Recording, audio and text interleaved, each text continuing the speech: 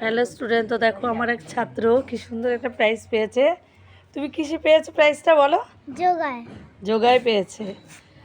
তো দেখো সত্যি আমার খুব ভালো লাগছে দেখে। আবার আমার ছেলে শুধু দেখেই যাবে লোকের প্রাইজ। ঠিক আছে ঠিক আছে। আবার যোগায় পেয়েছে। কোথা থেকে পেয়েছো তুমি? শান্তিপুর থেকে। বাহ, দেখো দেখেছো, শান্তিপুর থেকে যোগায়। অপূর্ব, কি সুন্দর। হ্যাঁ, ওইটা দিয়েছিলাম, তারাও।